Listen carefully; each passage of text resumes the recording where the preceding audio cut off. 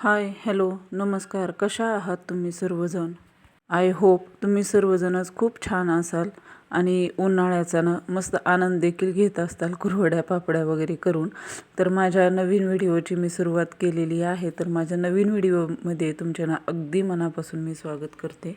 हा ना सार्थकचा कारभार आहे आणि सार्थक ना आत्ता सध्या मामाच्या गावी गेला आहे ना, तर त्याच्या माशाची ही काही दुरावस्था झालेली आहे. म्हणजे एक मासा त्याचा मरूनच गेलेला होता आणि या टबमध्ये ना त्यांनी लिलीनं एका भरणीमध्ये असं लावलेलं होतं.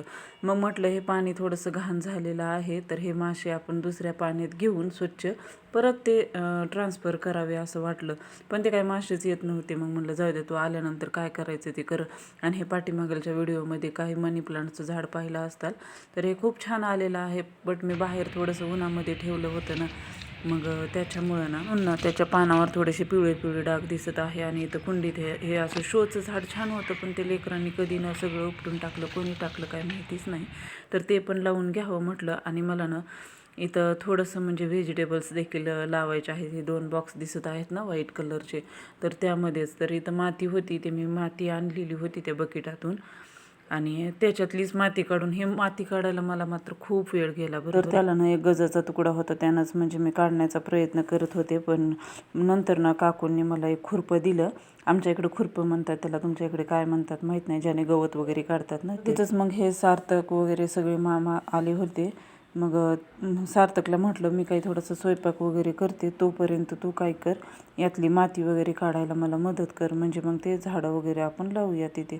तर तोच इथं काम तो करत होता. आता लेकरांना तर किती कंटाळा असतो तुम्हाला माहितीच आहे ना. आणि हे सुरुवातीला मी तर हे गजानं काढलं होतं, दगडांना असं ठोकून ठोकून माती, कारण पाऊस पडल्यामुळे ना ते कशी आतली माती ना असं घट्ट झाली होती, ते बाहेर निघायचं काही नावच घेत नव्हती. त्यासाठी मात्र काम आमचं दिवसभर सुरू होतं, कारण मला तर अख्खा दिवस लागला एवढं बकेटातली माती काढून त्याच्यात टाकायला. कारण तो काय थोड्या वेळाने तुम्हाला इथं दाखवलेलं नाही, काम करून घेत होते. कशी बशी तर माती वगैरे काढायला सुरूच होती. पण हे सार्थकचं आणि त्याच्या मामाचं हे आपलं सारखंच होतं पाहण्याचं. त्याच्या मामाचं नाव आकाश आहे बरं. तर त्यानंतर ना काकूने खुरपं दिल्यानंतर मी ते खुरप्यानं काढले. फायनली मी एवढं काढलं होतं. हे बघू शकतात मी अशा प्रकारे काढले. हाताची तर अगदी वाट लागली होती, म्हणजे खुरपं धरून धरून एकदम लाल झालं होतं. मला वाटायला लागलं नसते कुठाने कशाला करायला लागलं आपण, पण म्हटलं जाऊ द्या, आपल्याला त्याचं फळही चांगलंच मिळणार आहे. जेव्हा भाजी येईल तेव्हा खायला देखील होईलच ना. हो, माझ्यानं लक्षातच आलं नाही. मी पटपट माती निघाली की मला त्याला म्हणजे त्यामध्ये बॉक्समध्ये टाकण्याचा मला काही आनंद वेगळंच होता, कारण पटकन टाकून मला ते पटकन करायचं होतं सगळं. पण काय तिथं ते त्याला खाली ना होल पाडायचीच राहिली होती, कारण हे ॲक्वा प्युरेट असतं ना त्याचे हे बॉक्स आहेत बरं. म्हणजे हे असे फायबरचे आहेत, स्पंज टाईप आहेत ना ते. तर त्याचाच मी इथं उपयोग केलेला आहे आणि मला ते छान वाटलं असं स्ट्रेसारखं. तर आणि कसं चौकनी होतं आणि त्यामध्ये भरपूर, आता एवढ्या 2 बकेटातली माती त्यामध्ये बसली होती. तर तेच मी इथं करत होते आणि त्याला खाली होल वगैरे पाडून घेतले. आता मात्र पटापट त्यामध्ये माती वगैरे टाकून घेतली. पण हे शेतात लावायला ना मिरचीची रोपं काही आणली होती नर्सरीमधून. तर तेच त्यांनी मला थोडेसे काही दिले होते आणि ते आणताना ना सार्थकनं तिथून हे कोकोनट सॉईल असतं ना, कंपोस्ट खत वगैरे, ते थोडंसं आणलं होतं. तर तेच मला इथं टाकून देखील घ्यायचं होतं, तर तेही टाकून घेतले. मिरच्या लावायच्या अगोदर ना बॉटलनं असं त्याला होल पाडून स्प्रे करून घेतलेलं होतं आणि तेच आता मला इथं लावून घ्यायच्या होत्या. तर हे बघू शकतात, हे अशा प्रकारचं स्ट्रे होता छोटासा आणि त्याला खालीही होतं. तुम्हाला दाखवण्याचा प्रयत्न केला, पण ते व्हिडिओमध्ये कसं काय दिसलं नाही, काय माझ्या लक्षातच आलं नाही. तर ते जशाला तसं उचलून ना मी इथं लावून घेतलेल्या होत्या. म्हणजे मी एका जागेवर अशी 2-2 जोडीने झाडं वगैरे लावून घेतली होती बरं मिरचीची. आता कशी येतात ते बघूत, तुमच्यासोबत नक्की शेअर करत राहील.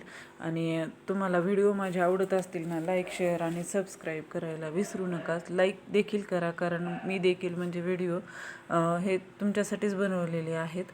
तर सर्वांनी सपोर्ट देखील करा. तर इथं छान अशी माती वगैरे ओली करून घेतली होती आणि याच्यामध्ये ना मला मेथ्या टाकून घ्यायच्या होत्या, म्हणजे जेणेकरून मेथीची भाजी अशी छान येईल. टाकून घेतल्या, त्यावर थोडीशी माती टाकली आणि पाणी देखील टाकले. ते कसं छान असं त्याला मोड येतील मेथ्यांना आणि छान असं त्या उगवून देखील होते. आता हे धनं होतं.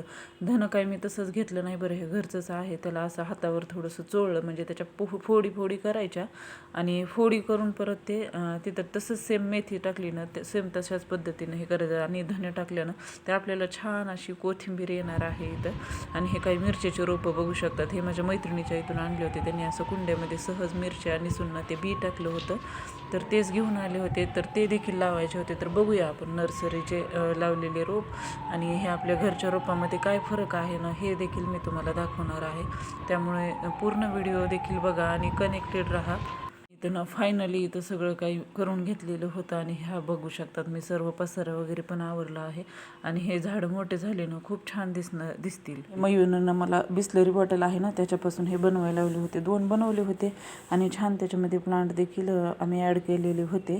तर हे देखील कसे वाढतात का ते देखील आपण नक्की बघूया.